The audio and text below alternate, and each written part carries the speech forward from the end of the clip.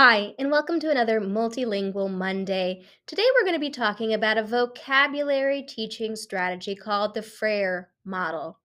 You may or may not have seen this before, but it's a type of graphic organizer that is made up of four quadrants, four sections, with the vocabulary word in the middle. So let's take a look at this model. In the middle is where the student writes the vocabulary word. And then, as a class, you work through four different aspects of that word.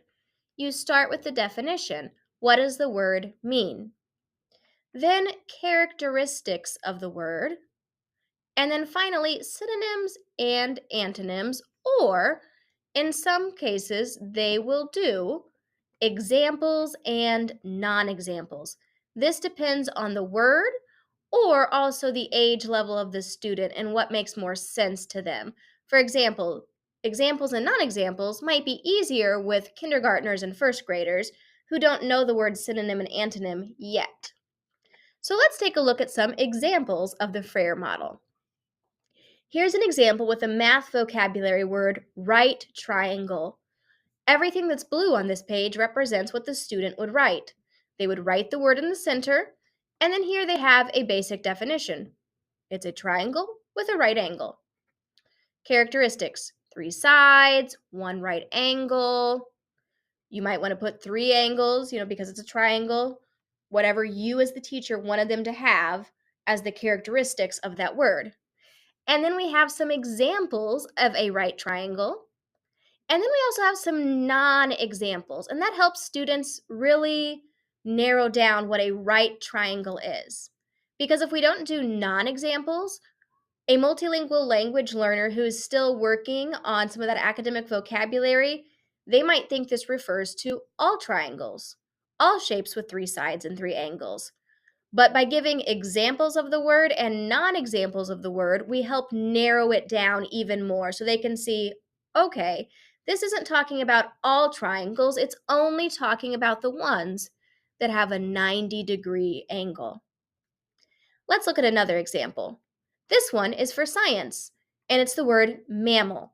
Once again, we have the definition and different characteristics. Warm-blooded, has hair, gives live birth, and then examples and non-examples. Here, the student is writing instead of drawing. Examples: cows, dogs, humans, whales, dolphins. Non-examples: snakes, birds, frogs, salamanders, fish, sharks. You can choose as many examples and non-examples as you would like, but I would suggest at least three. 3 examples, 3 non-examples when possible. Now here's a Frayer model using synonyms and antonyms.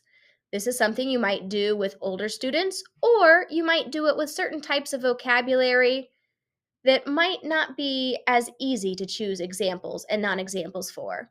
Here we have the word exhausted. Perhaps you're reading a story and that's something that it says about the character. They were exhausted.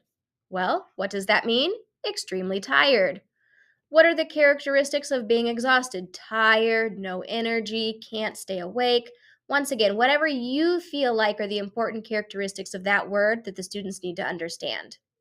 Then here, we use synonyms: tired, weary, fatigued, worn out. And then antonyms: alert, awake, energetic. So once again, this is giving a student a full picture of the word.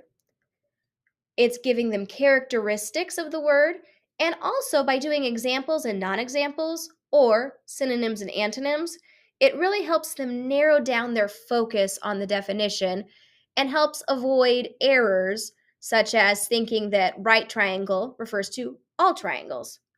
We need to narrow it down and show that, oh, this word, this phrase is only for triangles with a right angle, just like we saw on our previous example.